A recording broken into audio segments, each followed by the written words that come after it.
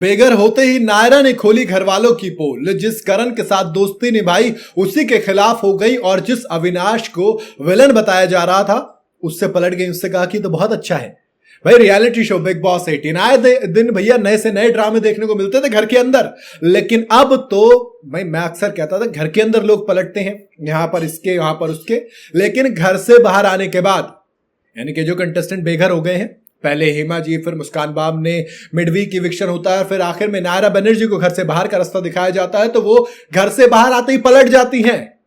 नायरा बनर्जी का कुछ कंटेस्टेंट पे गुस्सा भी फूट पड़ता है। उन्होंने बताया कि यार वो बहुत दुखी हैं कि वो जब गेम को समझी तब उनका इविक्शन हो गया। माने जब पूरे समझ में आया कि करना क्या है तब तक वक्त खत्म हो गया था। होता है ना कई बार उम्र निकल गई वक्त देखने में कि जिंदगी कैसी हो, जब जिंदगी समझ में आई तो फिर वक्त नहीं बचा। बिग बॉस 18 से घर से बाहर आते ही कुछ ऐसा ही नायरा बनर्जी के साथ हुआ है। कुछ गुस्सा भी फूटा। उन्होंने कहा कि मुझे अभी तो गेम समझ में आना शुरू हुआ था और मैं अभी घर से बेघर हो गई, इसलिए मुझे बहुत ज्यादा अफसोस है इविक्शन से। देखो दुखी होना लाजमी है, लेकिन वो सिंपल कहती हैं अगर वो थोड़ा सा और रुक जाती, उनको थोड़ा सा और वक्त दे दिया जाता तो उनका गेम काफी स्ट्रांग हो जाता। फिर अब ये तो ही अपने ऊपर बात। फिर इंटरव्यू शुरू होता है तो फिर क्या होता है, इंटरव्यू शुरू होता है तो फिर बाकी लोगों के बारे में बात होती है और पूछा जाता है कि घर के अंदर कौन विलन है, क्या सीख मिली आपको, क्या क्या किया, कैसा रहा।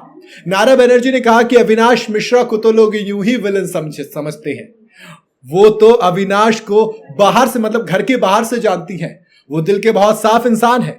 नायरा ने कहा कि मुझे कभी कभी उसके रिएक्शन समझ में नहीं आते थे, लेकिन जब मैं उससे जाकर बात करती थी तो वो मुझे बताता था कि लोगों ने उससे काफी ज्यादा पोक किया है, उससे आकर लोग पंगा लेते हैं खुद, इसलिए उसके ऐसे रिएक्शंस देखने को मिलते थे।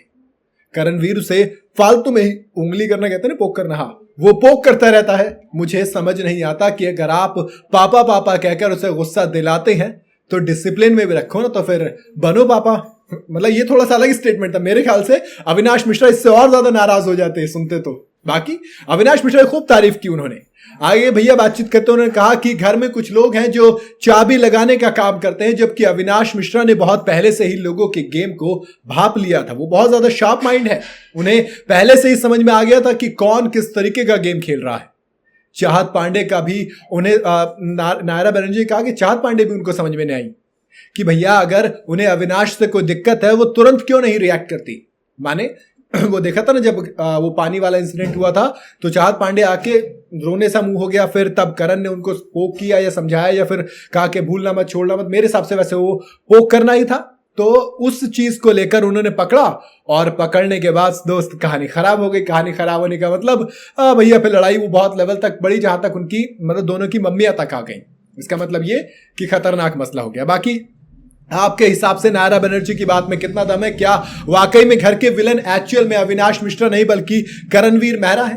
आप अपनी राय मुझे कमेंट में जरूर बताइएगा। वीडियो अगर आपको पसंद आई हो तो इसे लाइक और शेयर जरूर करें। जाते जाते चैनल को फॉलो और सब्सक्राइब जरूर करते जाइएगा।